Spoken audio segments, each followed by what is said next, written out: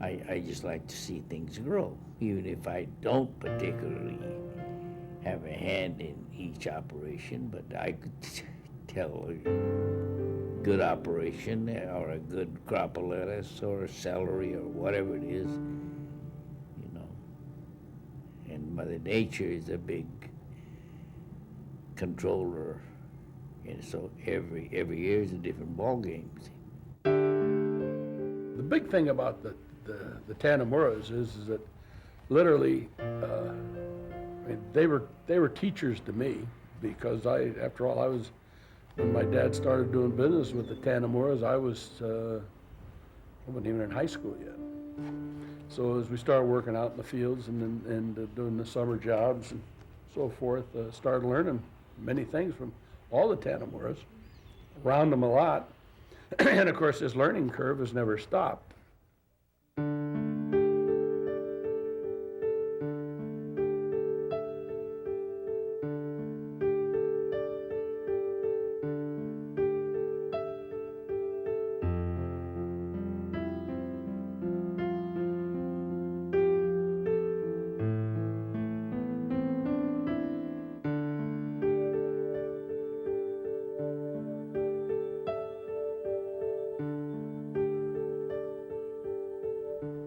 You guys have seen these group of guys, most everybody here. Well, I guess there are some new faces here that may not recognize them all.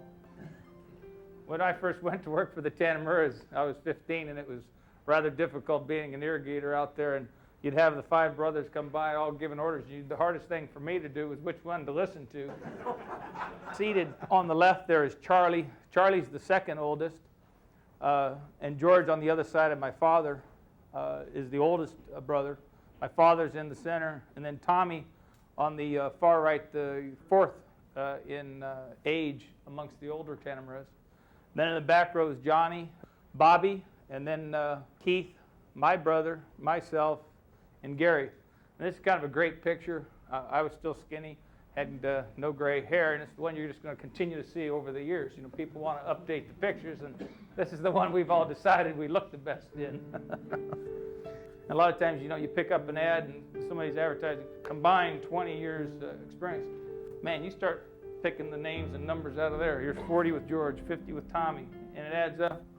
When we created Tanimura Antle, what we were bringing together was 450 years of experience.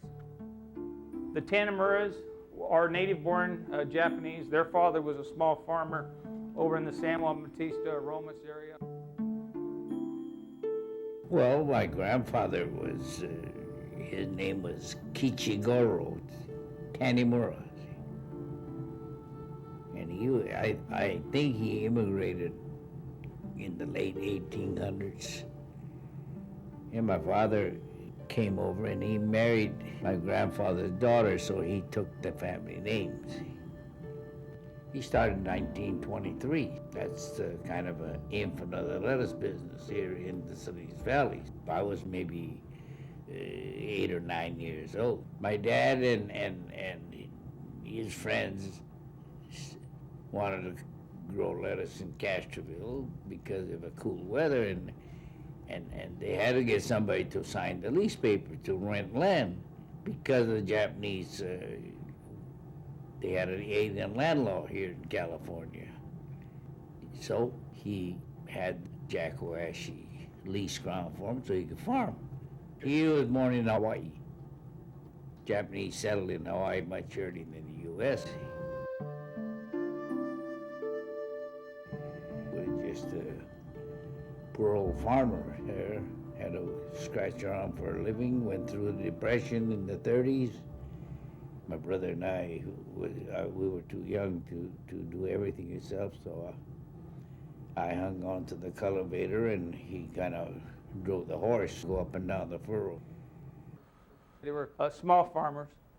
The Antles actually came from the Oklahoma Panhandle, Texas Panhandle, and during the Dust Bowl, we immigrated here. My great-grandfather worked for the railroad, and that was the opportunity for them to migrate. But they started at the Dust Bowl, started working their way across the southeast, and my grandfather became a boilermaker on the Santa Fe Railroad. Then, of course, when they got out here to California, the fact that my grandfather had been a Boilermaker and he knew how to run boilers. The canning industry was starting up near Sacramento, and there was Del Monte was building cannery, so he could go. He was working for cash as a Boilermaker, and that's where they got to know these people up and around Sacramento because they were growing some lettuce there. And they said, "Come on, we're going to start growing lettuce in Salinas." So everybody liked each other. They came down and started working. So that's how they got here, in about the late 20s. When the family came, they first came to Salinas, working in the packing sheds. They were trimmers, and my great-grandfather was the packing boss. My great-aunt was a payroll clerk, and Bud worked down on the floor as one of the trimmers and packers. What you have to do is you have to read Grapes of Wrath once a year. If you read that once a year, it puts things back into perspective.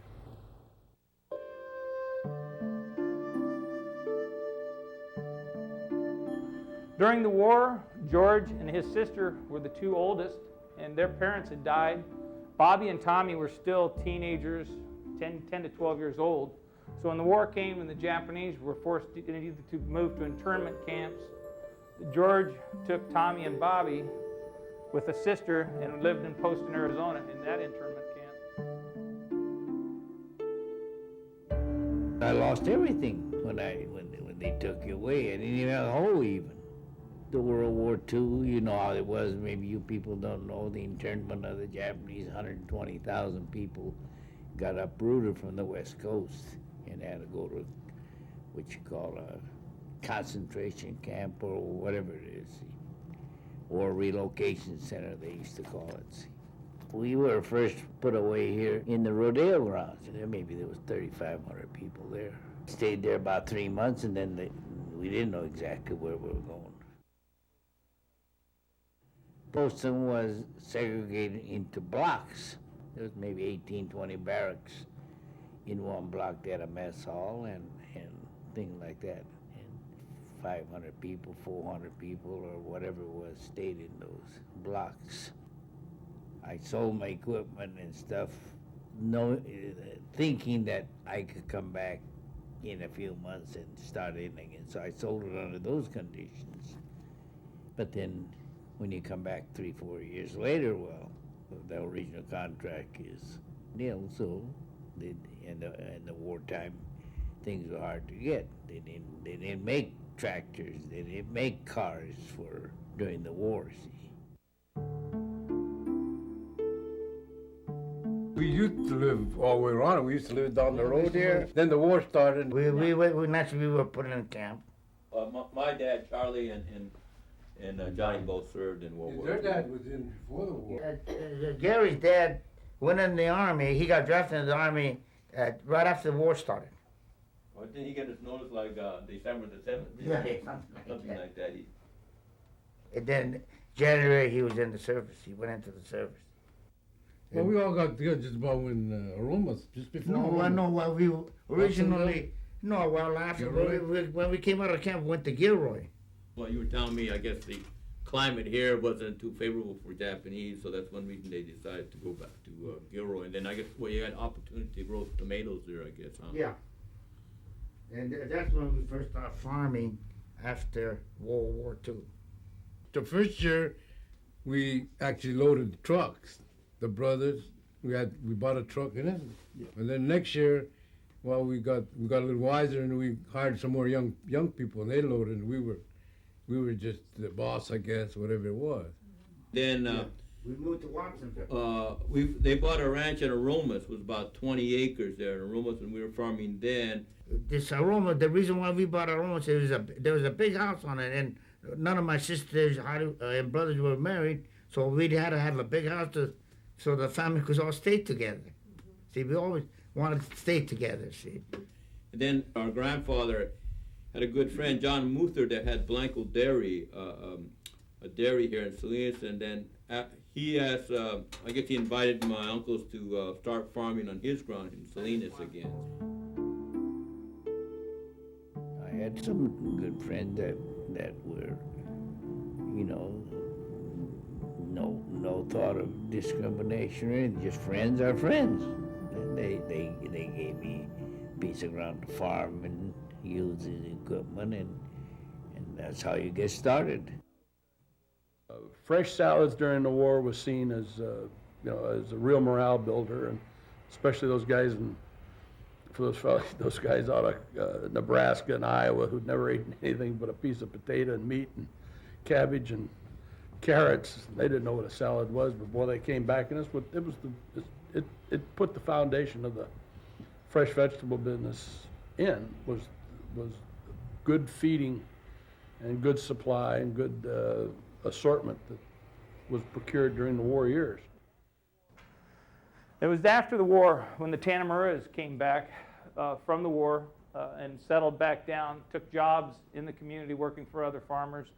And my grandfather started to doing some outside packing.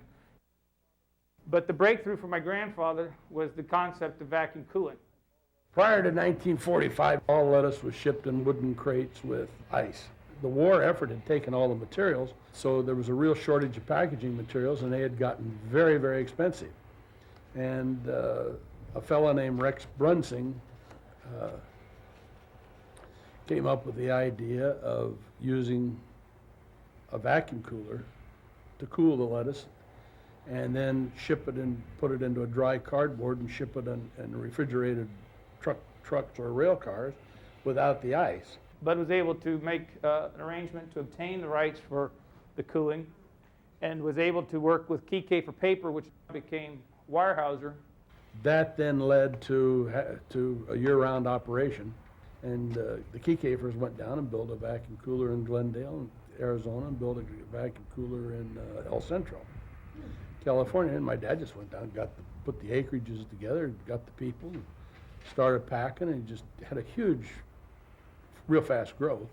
And that was really his start into the business, was the opportunity to take that technology, couple it with using a cardboard box instead of the wood crates, and that allowed him to become a shipper right as the industry was changing. Well, from 1949 till 1953, the industry converted 100%. Nothing that fast has ever happened before or since.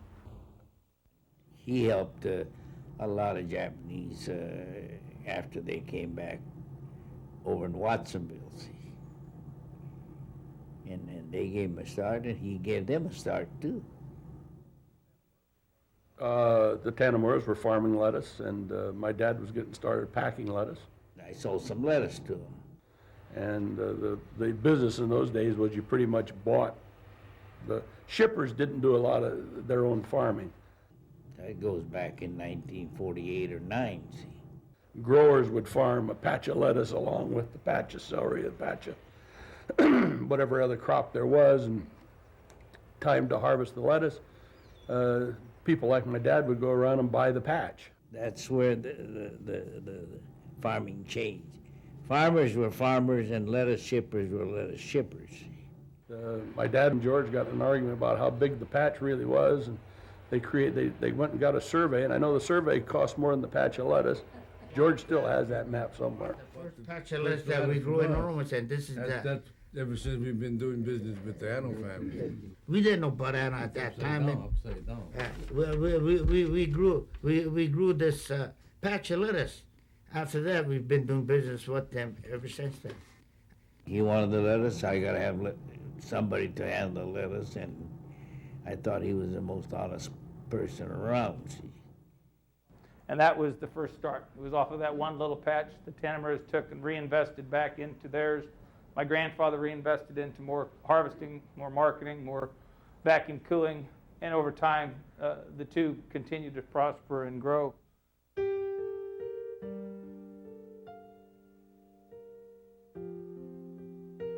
Well, Bud's he was a real nice person to work for. I worked for him as a file clerk over there, and he was just the nicest person, knew everybody in the office and most of the people from the field.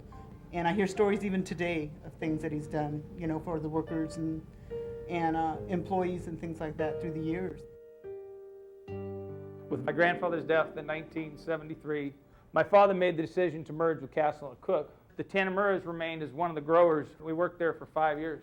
At the end of the 5 years, we made the decision that we weren't accustomed to corporate life. So my father and I met with George, and we came up with the concept of creating Tanimura Antle. the boys and George talked about that maybe they ought to start figuring out how to go in the shipping business. And I kind of heard about it out of the corner of my ear, and I said, count me in.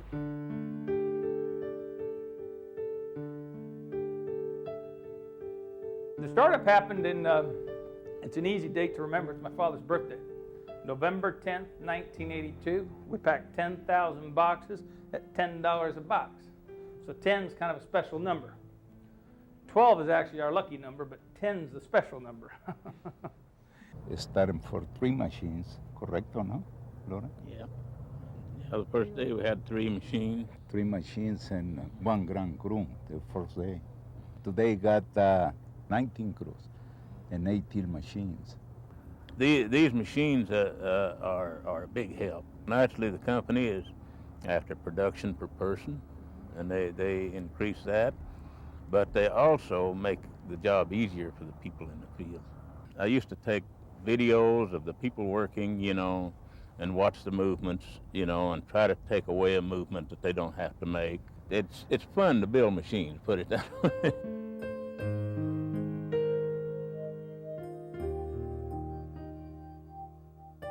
I started with Bud in 1966, actually as secretary and receptionist. And I worked for maybe a year and a half, and then they moved me into sales. I was probably one of the few women in the business at that time. Sales office was right behind my desk. I just go in there and answer the phones and talk to truck drivers, and I guess I just showed a little bit of interest for it. So then that's when Bud asked me if I wanted to go into sales. He said, how would I like to move into sales? And I said, I don't know. You'd be all right, I guess. And they said, they almost doubled my salary. I said, be real good. Count me in. There were only 4 of us. There were 3 guys and myself. And we worked 6 days a week. And then one of us came in every Sunday morning from 8 to 12. Of course, back then we didn't have computers or anything. We kept all the orders up on a blackboard. The old computer was a black chalkboard, and we used to chalk up all the orders on the board. And that was for record keeping. And then for memory bank, we used to get a Polaroid camera out the next morning and take pictures of the chalkboard and put that in the desk drawer, and that was the memory bank. Back then, we only had 2 commodities. We only had lettuce and celery. Then in 1975, they started with cauliflower. I remember I went on vacation. We used to keep all the orders on a sheet on our desk because there were no computers, things like that. And I came back and I said, what's this sheet on my desk? And they said, oh, we started cauliflower and you're going to be the cauliflower manager. It's like, I don't think I better go on vacation anymore. Still think I'm in that sales But the big difference is we started off with 2 commodities to sell, and now we have like 1,000 item codes of different things that we can possibly sell each day. Well, I started with Bud back in 1971, and he was just the one thing about Bud, he was a legend, and with all his creativity and innovations, great things he did for the industry. And he treated people very well. He went to the fields every day. I think he knew every field worker probably by their first name. You know, they just commanded loyalty. He was a wonderful man. And it was fun working for him, and then his son Bob and now his son Rick are following in the same traditions.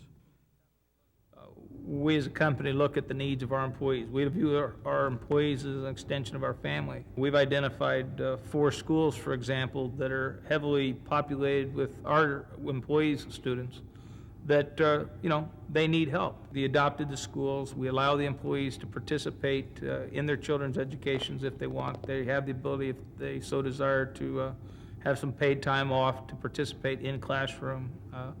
We've got some different training aspects as far as self-improvement, computer skills, literacy, word perfect, you know, whatever they might be, that aren't just limited to, you know, employees in the office. I mean, they're available to anybody in the company.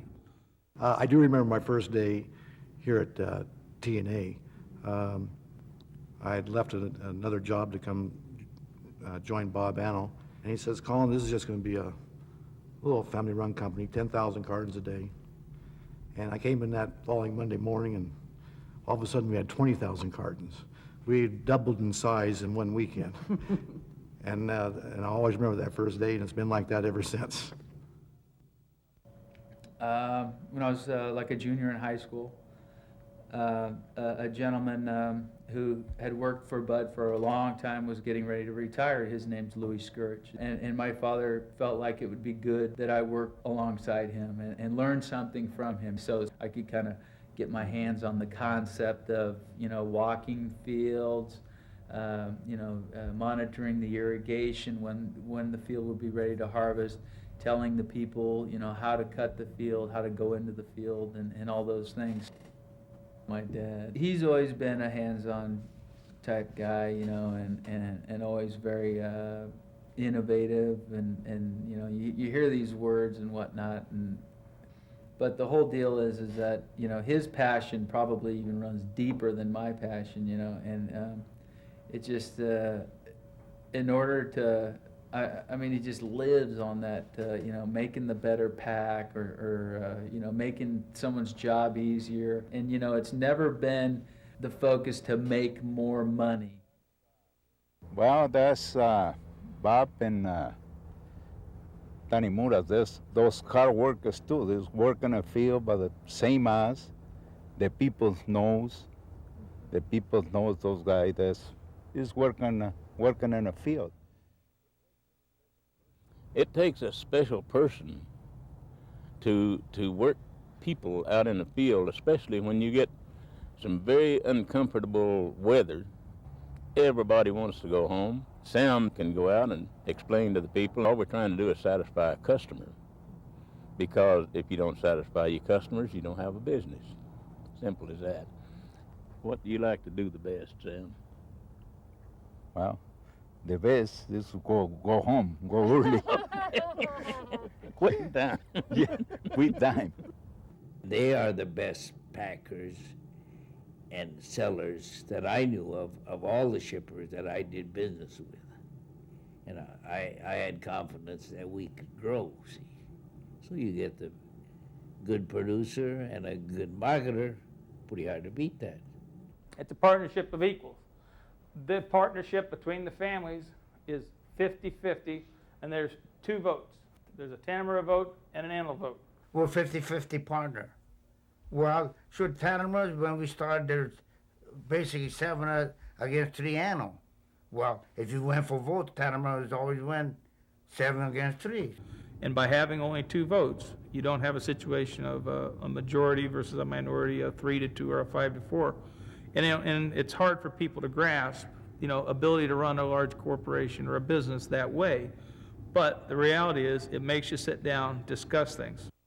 You got the seed, you got the irrigators, the tractors, you got the pest management, you got the, the farmers, the growing season, the different kinds of seeds, and then the harvest crews, and you got marketing, you got research and development for new product, and our sales department. I never knew this existed when I was growing up until I came back and worked for the company.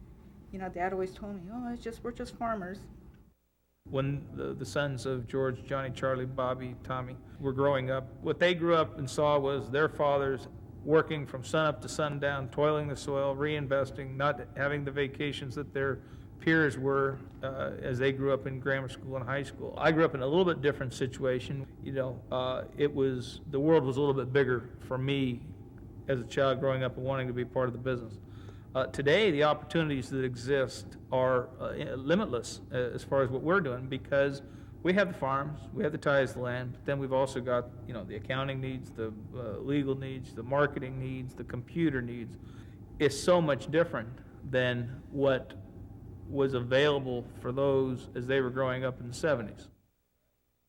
Free enterprise, sure there is a discrimination, but anybody has a chance here if you work hard, try hard, and know what you're doing. You got just as much chance as anybody else. I've always wondered what my relationship would be like with my father and my family if I didn't like produce, And then I think, well, I don't really have to worry about it because I love it. I wish we started when I was younger. Yeah. Because I'm really enjoying myself, see this thing growing. But I'm getting too old for it. I wish we started another 10 or 20 years earlier. the consistent hard work has been a big key here.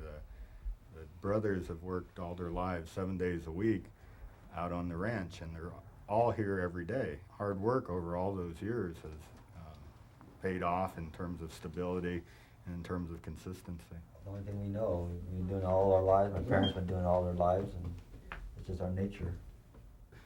There's a uniqueness to the Tanimura brothers in that they could work together every day, all day long, and still, on holidays, still get together and you know, celebrate the holidays together. They just never seem to take any time off from each other. Just an incredible family relationship. You don't get along 100% all the time, but we've been together as a family, and the old saying is many is stronger than one. And I got nephews and nieces in the business. I hope they continue. You know, we talked about how can we bring in the next generation, maybe during the summer months. Rick has his sons working out in the fields, working in the shop, you know, starting from ground zero. And, you know, I talked with my cousin Glenn, and he doesn't think, you know, his oldest is almost 13 or getting to be those preteen years. And he says, hey, if he wants to come down the summer months and move sprinkler pipes and do a little, you know, hoeing, hey, that's great for him. He's more than welcome to come down here and work those summer months as well as the girls. The biggest reason I came to work on the ranch was to give my son the opportunity to grow up and live around the business. And if I had waited, then he would be interested in other things. He likes riding around in tractors, normal little boy things. He enjoys getting dirty. I hope they understand all the hard. Nothing comes easy unless you put a lot of effort into it. Just because you got land, that doesn't make you a farmer, you know. Rick, Bob Antle, Mike Antle, Tanimura's, they're good, honest, knowledgeable people, you know. And that counts a whole lot. They're very good, the families are very good for each other. Bob Antle is more or less a plunger. He don't mind laying the money on the line if it shows a little promise. The Tanimuras, they're a little more conservative, so they work good together.